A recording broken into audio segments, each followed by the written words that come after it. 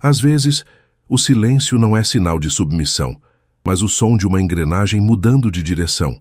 Esta é a história de uma mulher que construiu um império com o próprio suor, apenas para ser tratada como uma intrusa dentro da sua própria casa. Quando o respeito acaba e a traição vem de quem deveria ser seu porto seguro, o limite é ultrapassado. O que acontece quando quem paga a conta decide que o banquete acabou?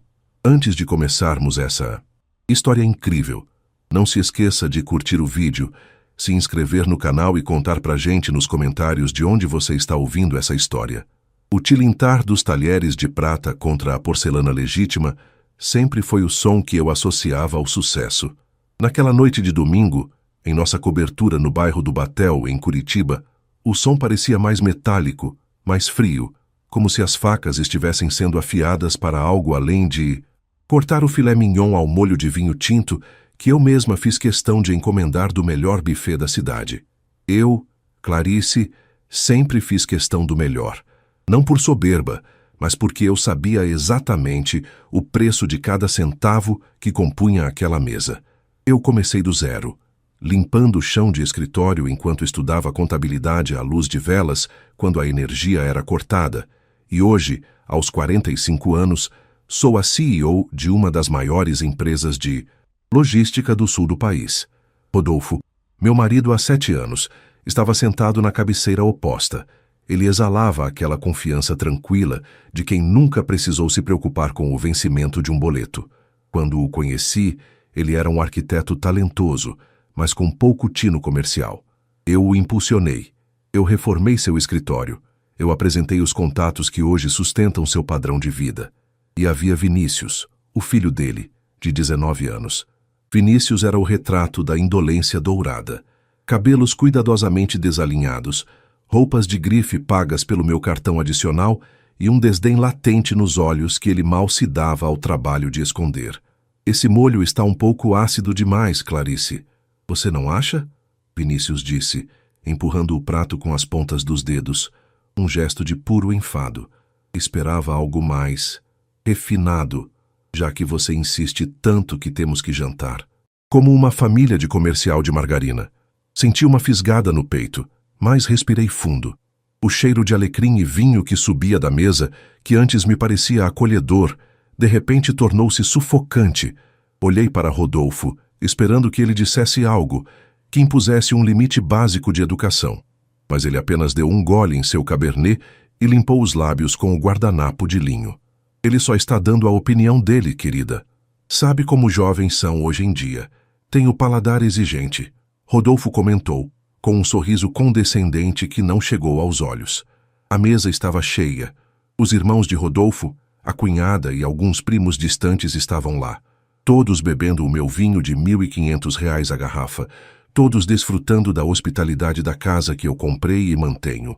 O silêncio que se seguiu à fala de Rodolfo foi preenchido apenas pelo ruído do ar-condicionado central. Vinícius, percebendo o apoio implícito do pai, esticou as pernas por baixo da mesa e soltou uma risada anasalada. Na verdade, o problema não é o molho. É que tudo nessa casa parece forçado. Você tenta tanto parecer que pertence a esse mundo, Clarice, mas no fundo, todo mundo sabe que você ainda é aquela contadora de subúrbio que teve sorte nos negócios. Você pode comprar a porcelana, mas não compra a classe. O tempo pareceu congelar. Eu podia ouvir as batidas do meu próprio coração, um tambor frenético ecoando nos meus ouvidos. O desrespeito não era apenas pela minha origem, mas pela minha própria existência naquela casa. Senti o sangue subir pelo pescoço, uma queimação que ameaçava transbordar em palavras duras. Olhei fixamente para Vinícius. Ele não tinha um emprego, não tinha passado no vestibular por mérito próprio. Eu tive que pagar uma fortuna em doações e cursinhos particulares para que ele entrasse em uma universidade de elite. E o carro que ele usava para desfilar com os amigos tinha sido o meu presente de 18 anos. Vinícius, você está passando dos limites, eu disse, minha voz baixa e controlada, embora minhas mãos tremessem levemente sob a mesa. Você está na minha casa, comendo a comida que eu providenciei e me desrespeitando na frente dos convidados. Peça desculpas agora. Vinícius soltou um tat escum audível e olhou para o pai. Rodolfo, em vez de repreender o filho, colocou o talher sobre a mesa com um ruído seco. O rosto dele se endureceu. Clarice, chega. Você não tem o direito de disciplinar o meu filho dessa maneira. Ele é um adulto e tem as opiniões dele. Você sempre quer controlar tudo, sempre quer ser a dona da verdade, porque é quem assina os cheques. Isso aqui é um jantar. De família, não uma reunião da sua empresa. Deixe o garoto em paz. Aquelas palavras foram como um soco no estômago. Você não tem o direito. Eu, que pagava a faculdade de direito que Vinícius mal frequentava. Eu, que cobria a mesada de R$ 5.000 mensais que ele gastava em festas e roupas. Eu, que mantinha o plano de saúde de toda a família de Rodolfo. Senti uma lágrima solitária e quente ameaçar descer, mas eu a engoli. O nó na garganta era amargo como o molho que Vinícius tanto criticou. Os convidados desviaram o olhar, constrangidos, mas ninguém disse uma palavra em minha defesa. Eles sabiam quem mandava ali, ou melhor, sabiam quem eles queriam agradar. Rodolfo continuou a comer, agindo como se tivesse acabado de resolver uma pequena disputa infantil, e Vinícius me deu um sorriso triunfante, o tipo de sorriso que um predador dá quando sabe que a presa está encurralada. Eu não respondi, não gritei, não joguei o vinho na cara de ninguém. Eu apenas me levantei, lentamente, sentindo o peso do tecido do meu vestido de seda. O ambiente parecia ter ficado 10 graus mais frio. Com licença, eu disse, minha voz saindo mais firme do que eu esperava. Perdi o apetite. Aproveitem o jantar. Caminhei em direção à suíte master, ouvindo o burburinho das conversas recomeçando assim que fechei a porta de carvalho. No quarto, o silêncio era absoluto, quebrado apenas pelo som distante dos carros passando na rua lá embaixo. Sentei-me na beirada da cama, olhando para as minhas mãos. Mãos que trabalharam duro. Mãos que construíram um futuro para pessoas que agora me cuspiam na face. Rodolfo entrou no quarto cerca de 1 hora depois, exalando o cheiro de charuto e conhaque. Ele parecia irritado, não comigo, mas pelo fato de eu ter estragado o clima. Você foi muito infantil lá embaixo, Clarice. O Vinícius é só um rapaz. Ele tem esse jeito explosivo, mas você não pode humilhá-lo na frente de todos. Ele é meu filho, e eu decido como ele deve ser tratado. Você é a madrasta dele. Coloque-se no seu lugar. E qual é o meu lugar, Rodolfo? Perguntei, sem olhar para ele, minha voz desprovida de qualquer emoção. O seu lugar é ao meu lado, me apoiando, e não tentando agir como se fosse a dona dele só porque paga as contas. Dinheiro não te dá autoridade moral sobre a minha família. Amanhã você pede desculpas a ele e tudo volta ao normal. Agora vou dormir. Tive um dia exaustivo. Ele se deitou, virou para o lado e em poucos minutos sua respiração pesada indicava que ele dormia o sono dos justos. Eu permaneci sentada, no escuro, vendo as luzes da cidade refletidas no espelho do closet. Dinheiro não te dá autoridade moral, ele disse. Talvez não, mas dinheiro dá autonomia. Dinheiro dá escolhas. E eu estava prestes a fazer as minhas. Esperei até que passasse das 2 da manhã. Levantei-me, sem fazer barulho, e fui até o meu escritório. Abri o cofre, peguei os documentos que precisava e liguei o meu notebook. Meus dedos voavam pelo teclado. Eu era a titular de todas as contas. A única dona do contrato de locação do carro de Vinícius e a responsável financeira direta pela matrícula dele na universidade. Com alguns cliques frios e calculados, comecei a desmantelar a realidade confortável que eles acreditavam ser um direito divino. Cancelei o cartão adicional de Vinícius.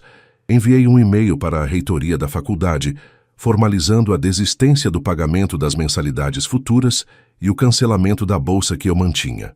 Por fim, agendei o guincho para buscar o carro da garagem logo ao amanhecer.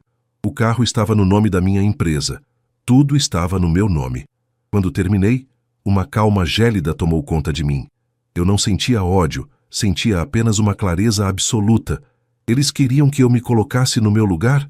Pois bem, eu estava apenas voltando para o lugar de onde nunca deveria ter saído, o topo do meu próprio império, onde parasitas não são bem-vindos. Voltei para o quarto. Olhei para Rodolfo dormindo tranquilamente. Ele não perdia por esperar o nascer do sol. A manhã de segunda-feira seria o despertar mais barulhento da vida deles. O sol em Curitiba raramente nasce com pressa. Naquela segunda-feira, ele surgiu timidamente por trás das nuvens cinzentas que costumam abraçar a Serra do Mar, tingindo o horizonte de um tom de aço que combinava perfeitamente com o meu estado de espírito. Acordei antes do despertador, às 5:30 da manhã. O silêncio no quarto era absoluto, interrompido apenas pelo som rítmico e pesado da respiração de Rodolfo ao meu lado. Olhei para ele por um breve instante. Ali estava o homem que eu amava, ou que eu pensava conhecer, dormindo o sono profundo de quem acredita que o mundo lhe deve tudo e que as consequências são problemas para os outros resolverem. Levantei-me sem fazer ruído. Senti o toque frio do piso de mármore italiano sob meus pés descalços. Um lembrete sensorial do conforto que eu mesma havia construído. Fui para a cozinha. O cheiro de café expresso moído na hora começou a preencher o ambiente. Um aroma robusto e terroso que sempre me ajudou a organizar os pensamentos. Enquanto a máquina trabalhava, olhei pela janela da ampla área de serviço que dava para a rampa da garagem lá embaixo. Exatamente às 6:15, como combinado, as luzes alaranjadas de um caminhão guincho piscaram discretamente no portão do condomínio. O porteiro, Sr. Orvaldir, já tinha minhas instruções por escrito. O caminhão entrou. Da minha janela, observei com uma satisfação gélida o SUV branco, aquele que Vinícius exibia como se fosse um troféu de uma guerra que nunca lutou, ser içado. As correntes metálicas ecoaram um som seco, uma música de justiça para os meus ouvidos. Em 10 minutos, a vaga estava vazia. O primeiro pilar do mundo de fantasias deles havia sido removido. Voltei para a mesa de jantar e me sentei para tomar meu café, segurando a xícara com as 2 mãos para sentir o calor. Eu estava pronta. Às 7 horas, o caos começou. Ouvi o som de passos apressados no corredor. Vinícius, que raramente acordava antes das 11, apareceu na sala vestindo apenas um calção de dormir caro. Ele parecia frenético, segurando o celular como se o aparelho estivesse pegando fogo. Clarice, você viu meu carro? Eu ia descer agora para pegar uma coisa e a vaga está vazia. Algum ladrão entrou no prédio? Ele gritava, a voz subindo de tom, o pânico estampado no rosto que, na noite anterior, transbordava a arrogância.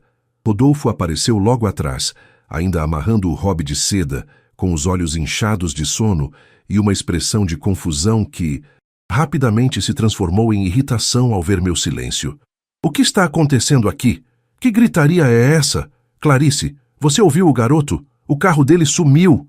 Rodolfo exigiu, parando no centro da sala, as mãos nos quadris.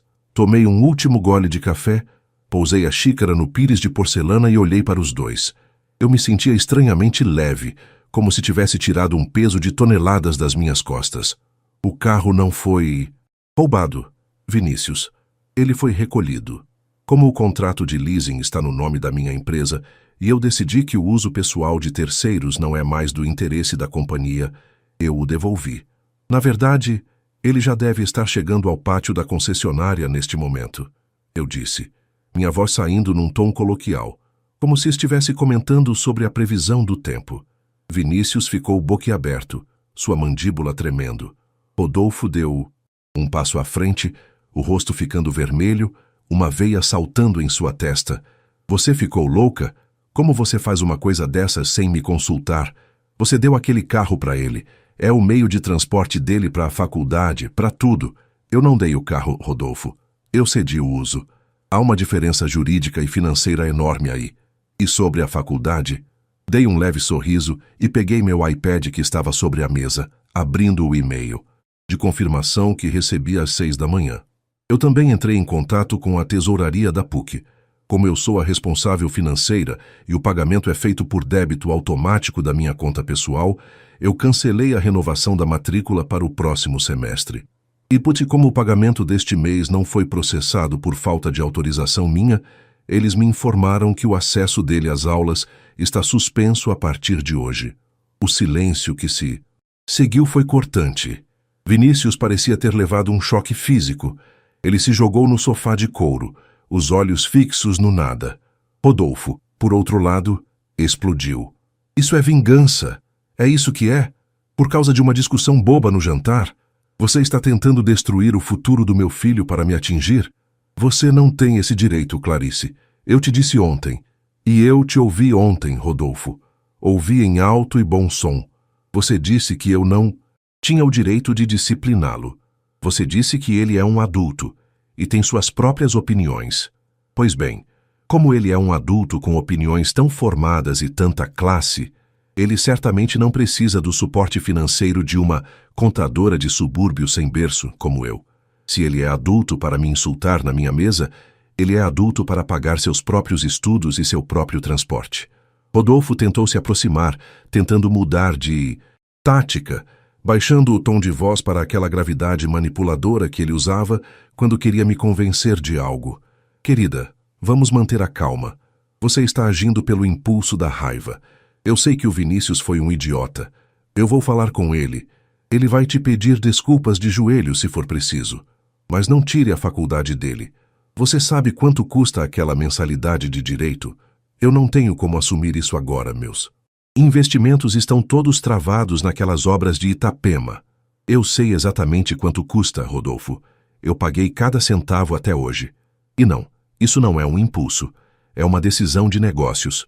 Eu não invisto em ativos que não trazem retorno ou que depreciam a minha imagem. E por falar em investimentos, peguei meu celular e mostrei a tela para ele. O cartão adicional do Vinícius já foi bloqueado. E a conta conjunta que usamos para as despesas da casa, eu retirei meu nome dela. Como o apartamento é meu, fruto de uma partilha anterior e de bens incomunicáveis conforme nosso pacto antinupcial, eu vou te dar 30 dias para organizar suas coisas. Vinícius levantou a cabeça, as lágrimas de frustração começando a descer. Você está expulsando a gente? Por causa de um comentário sobre um molho? Você é um monstro, Clarice. Meu pai tinha razão. Você é fria. Você só se importa com dinheiro. Olhei para o jovem que eu ajudei a criar, que eu levei a médicos, que eu consolei em términos de namoro, e não senti nada além de uma profunda piedade. Não é pelo molho, Vinícius. É pela falta de caráter. É por você achar que pode morder a mão que te alimenta e ainda exigir o banquete. E Rodolfo, voltei meu olhar para meu marido. Eu não estou expulsando você hoje. Estou apenas parando de financiar essa deslealdade. Se você quer ficar ao lado do seu filho e apoiar o desrespeito dele, faça isso com o seu dinheiro. Vamos ver quanto tempo a sua autoridade moral dura sem o meu saldo bancário. Rodolfo tentou falar, mas o som de uma notificação no celular dele o interrompeu. Ele olhou para a tela, provavelmente o banco avisando sobre a tentativa frustrada de algum pagamento agendado. Ele me olhou com um ódio que eu nunca tinha visto antes. Mas por trás do ódio havia o medo. O medo de quem percebe que a rede de segurança desapareceu e que a queda vai ser longa. Você vai se arrepender disso, Clarice. Eu vou tirar tudo o que eu puder de você na justiça. Ele sibilou. Boa sorte com isso. Meu advogado, o Dr. Heitor Vergueiro, já está com todos os documentos. Ah, e Rodolfo? Leve o Vinícius com você para o escritório hoje. Ele vai precisar de um emprego, já que a mesada de R$ 5.000 acabou. Levantei-me, peguei minha bolsa de couro legítimo e caminhei até a porta. Antes de sair, parei e olhei para a sala que eu tanto decorei com carinho. O café está esfriando. Aproveitem. Afinal, é o último que eu pago nesta casa. Bati a porta suavemente atrás de mim. O som do trinco se fechando foi o ponto final de um capítulo da minha vida e o início de uma liberdade que eu nem sabia que desejava tanto. O trajeto até a sede da minha empresa, a Logística Horizonte, nunca me pareceu tão curto. Curitiba acordara sob uma névoa densa, aquela garoa fina que os locais chamam de tuvira, que molha o asfalto e deixa tudo com um brilho melancólico. Dirigindo meu próprio carro, um modelo potente que eu raramente usava, preferindo o conforto do motorista que eu dispensei naquela manhã, senti o couro do volante frio sob minhas mãos. Eu precisava sentir que estava no controle, literalmente. O som dos pneus cortando as poças d'água na Avenida 7 de Setembro era o único ruído que eu permitia no habitáculo. Nada de rádio, nada de podcasts de economia. Apenas o som da minha própria respiração, que agora estava compassada, livre daquele aperto sufocante que me perseguia nos jantares de domingo. Ao entrar no prédio espelhado que ostentava o logotipo da minha companhia no Mimosés, Topo, o porteiro, o seu antenor, um senhor que me acompanha desde que eu operava em um galpão úmido em São José dos Pinhais, saudou-me com o respeito habitual. Bom dia, Dora Clarice. O café já está no ponto na sua sala. Sorri para ele. Era um sorriso genuíno, o primeiro em muito tempo. Naquele ambiente eu não era a madrasta intrusa ou a contadora sem berço. Eu era a fundadora. Eu era a força motriz que mantinha centenas de famílias, inclusive a minha, ou o que restava dela, de funcionando. Sentei-me na minha cadeira de carvalho escuro e olhei para a vista panorâmica. Dali, eu via a cidade se movimentando, os caminhões da minha frota entrando e saindo dos centros de distribuição. O cheiro do café fresco, com notas de chocolate e avelã, preenchia a sala, trazendo uma sensação de ordem, mas a paz foi interrompida pelo meu celular, que não parava de vibrar. Sobre a mesa, era Rodolfo. Ignorei as primeiras 5 chamadas. Na sexta, atendi. Clarice, pelo amor de Deus, você não pode estar falando sério. A voz dele veio carregada de uma urgência que beirava o desespero. Acabei de receber um alerta de que o contrato de manutenção do meu escritório foi suspenso. E o Vinícius, ele tentou passar o cartão no posto de gasolina e foi recusado. Ele está parado lá, passando vergonha, me ligando aos prantos. Você tem noção do que está fazendo? Eu tenho total noção, Rodolfo, respondi, mantendo a voz num tom monocórdico, quase clínico. O que eu fiz foi simplesmente retirar os subsídios. O seu escritório de arquitetura funciona em uma sala que pertence à minha holding. Eu suspendi o subsídio do aluguel e dos serviços. Sobre o Vinícius, bem, ele é um adulto com opiniões refinadas. Lembra? Adultos refinados costumam carregar seus próprios meios de pagamento. Isso é vil, Clarice. É uma baixaria, ele gritou, e eu pude imaginar o rosto dele ficando vermelho, a veia da têmpora saltando, enquanto ele andava de um lado para o outro no carpete que eu ajudei a escolher. Nós somos casados. Existe uma coisa chamada solidariedade, apoio. Solidariedade é uma via de mão dupla, Rodolfo. Cortei-o com a precisão de uma lâmina. Apoio é o que se dá a quem te respeita.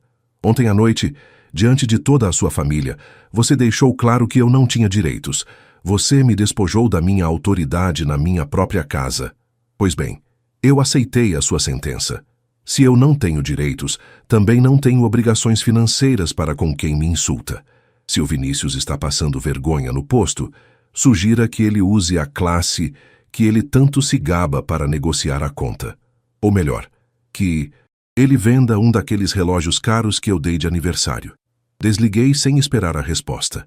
Senti uma onda de adrenalina percorrer minha espinha. Não era o prazer mesquinho da vingança, mas o prazer profundo da autodefesa. Poucos minutos depois, minha secretária anunciou a chegada da Dra. Helenice, minha advogada e uma das poucas pessoas em quem eu confiava cegamente. Helenice entrou na sala com sua postura impecável e uma pasta de couro nos braços. Você fez o que disse que faria, Clarice? Ela perguntou, sentando-se à minha frente e ajeitando os óculos de armação fina.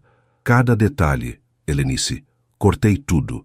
Agora preciso que você formalize a dissolução da união estável com separação total de bens, conforme o pacto. E quero o aviso de retomada de posse do imóvel do Batel. Vou dar os 30 dias de lei, mas quero tudo protocolado ainda hoje. Helenice suspirou, olhando-me com certa compaixão. Nós nos conhecíamos há 15 anos. Ela viu Rodolfo entrar na minha vida e viu como eu, aos poucos, fui permitindo que ele e o filho se tornassem parasitas do meu sucesso sob o disfarce de família. Você sabe que ele vai lutar, não sabe? Ele vai alegar que houve uma queda no padrão de vida, que ele se dedicou à relação. Helenice começou a explicar os riscos jurídicos, mas eu a interrompi. Deixe que ele lute. Eu tenho todos os comprovantes de que eu banquei 100% da vida deles nos últimos 7 anos. Tenho as notas fiscais das reformas que fiz no escritório dele, os comprovantes das dívidas que paguei em nome dele. E, acima de tudo, Helenice, eu tenho a gravação da câmera de segurança da sala de jantar de ontem à noite. Eu instalei um sistema novo na semana passada, com áudio. Cada palavra de desdém do Vinícius e cada omissão covarde do Rodolfo está registrada. Não quero o dinheiro dele. Eu só quero que eles saiam da minha vida e da minha conta bancária. Passamos o resto da manhã analisando planilhas e redigindo notificações. Era um trabalho exaustivo, mas necessário. Cada linha escrita era como se eu estivesse arrancando uma erva daninha do meu jardim. Por volta das 2 da tarde, meu celular tocou novamente. Desta vez, era um número desconhecido. Atendi por curiosidade. Clarice? É a Sandra, irmã do Rodolfo. A voz da minha cunhada soava hesitante, bem diferente do tom jocoso que ela usou no jantar enquanto bebia meu vinho. Escuta, o Rodolfo me ligou desesperado. Ele disse que você enlouqueceu, que expulsou eles de casa e cortou tudo do Vinícius. Veja bem, o garoto é jovem. Ele fala bobagens, mas você não pode ser tão radical. A família está chocada com a sua atitude. Sandra, eu disse, sentindo um gosto metálico na boca. A família estava chocada ontem à noite, quando o sobrinho de vocês me chamou de contadora de subúrbio sem classe, na minha própria mesa. Vocês estavam chocados quando o Rodolfo disse que eu não tinha o direito de exigir respeito? Não, vocês estavam rindo. Vocês estavam saboreando o jantar que eu paguei enquanto assistiam à minha humilhação. Pois bem, o show acabou. Se você está tão preocupada com o bem-estar do seu irmão e do seu sobrinho, sinta-se à vontade para acolhê-los na sua casa. E, por favor, pague a mensalidade da faculdade do Vinícius, pois eu já cancelei a minha parte. O silêncio do outro lado da linha foi a resposta mais eloquente que eu poderia receber. A solidariedade da família de Rodolfo terminava exatamente onde o bolso deles começava. Desliguei e senti um frio percorrer o escritório. O ar-condicionado parecia mais gelado. Ou talvez fosse apenas a solidão de perceber que eu estava cercada por pessoas que amavam apenas o que eu podia oferecer e não quem eu era. No final da tarde, recebi uma mensagem de texto do Vinícius. Você vai me pagar por isso, sua vadia. Meu pai vai tirar tudo de você, eu te odeio. Olhei para a tela por um longo tempo, não senti raiva, senti um alívio imenso. O ódio dele era a prova definitiva de que eu tinha feito a escolha certa. O amor dele, se é que algum dia existiu, era condicionado ao meu silêncio e à minha carteira aberta. Agora que ambos estavam fechados, a verdadeira face dele finalmente aparecia. Peguei minha bolsa e saí do escritório. O sol estava se pondo, filtrado pelas nuvens de Curitiba, criando um céu em tons de laranja queimado e violeta. Eu não voltaria para a cobertura naquela noite. Já havia reservado uma suíte em um hotel discreto no centro. Queria que eles sentissem o peso do vazio. Queria que eles percebessem que a casa, a porcelana, o vinho e a segurança não pertenciam ao nome família, mas ao nome Clarice. E Clarice não estava mais disponível para ser pisoteada. Ao entrar no meu carro, vi uma notificação no meu e-mail pessoal. Era um alerta de segurança. Alguém tentou usar meu cartão de crédito em um restaurante de luxo há 10 minutos. Provavelmente Rodolfo, tentando manter as aparências ou buscando consolo em uma garrafa cara. O pagamento foi negado. Sorri para o espelho retrovisor, arrumei meu cabelo e dei a partida. O jogo estava apenas começando, e pela primeira vez, eu conhecia todas as cartas. A suíte do hotel no bairro do Cabral era o oposto da minha cobertura no Batel, enquanto minha casa transbordava uma sofisticação que eu mesma planejei para impressionar e acolher. Aquele quarto de hotel era impessoal, funcional e, acima de tudo, silencioso. Passei as primeiras 48 horas alternando entre o trabalho frenético na logística Horizonte e momentos de uma quietude quase absoluta, observando a garoa fina de Curitiba açoitar as janelas de vidro duplo. O cheiro de produtos de limpeza industrial e lavanda sintética do hotel não tinha o calor do meu lar, mas tinha algo muito mais valioso, a ausência do escárnio alheio. Eu estava, pela primeira vez em anos, respirando um ar que não estava contaminado pela ingratidão de quem eu sustentava. Na manhã de quarta-feira, o confronto final estava agendado. Não seria em um tribunal ainda, mas na sala de reuniões do meu escritório. Eu fiz questão de que fosse no meu território, sob as minhas luzes de LED branco e cercada pelos meus troféus de empresária do ano. Rodolfo chegou acompanhado de um advogado de porta de cadeia, um sujeito com um terno brilhante de poliéster e uma maleta de couro sintético descascando. Vinícius não veio. Segundo Rodolfo, o garoto estava em estado de choque, trancado no quarto. Clarice, isso passou de todos os limites do bom senso. Rodolfo começou jogando as chaves do carro, as reservas, já que o veículo fora guinchado, sobre a mesa de vidro. Ele parecia ter envelhecido 10 anos em 3 dias. As olheiras eram profundas, e o terno de grife, que eu mesma escolhi para ele no Natal passado, estava amarrotado. Você não pode simplesmente desligar a vida de um ser humano como se fosse um interruptor. O Vinícius perdeu a vaga na universidade. Ele não tem como se deslocar e eu não consigo nem pagar os fornecedores do meu escritório porque as contas estão bloqueadas. Rodolfo, mantenha o tom de voz. Helenice interveio, sua voz soando como um chicote estalando no ar. Ela abriu uma pasta de couro legítimo e deslizou vários documentos pela mesa. Aqui estão as provas de que 95% do patrimônio gerado durante a união estável veio exclusivamente dos dividendos da Logística Horizonte, empresa da qual Clarice é a única titular.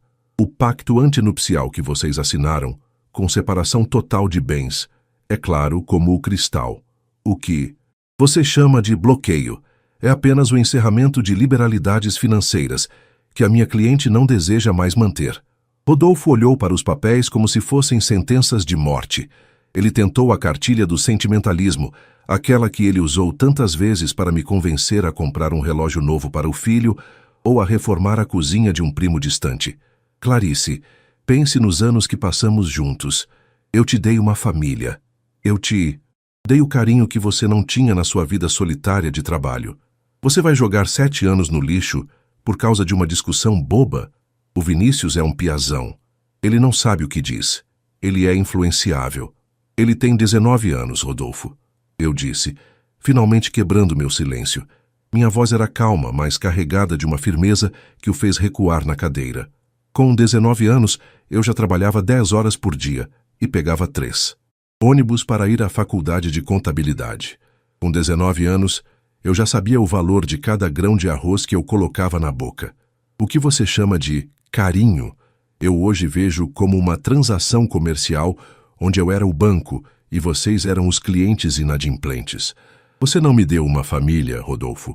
Você me deu um elenco de teatro que só atuava enquanto o cachê era alto.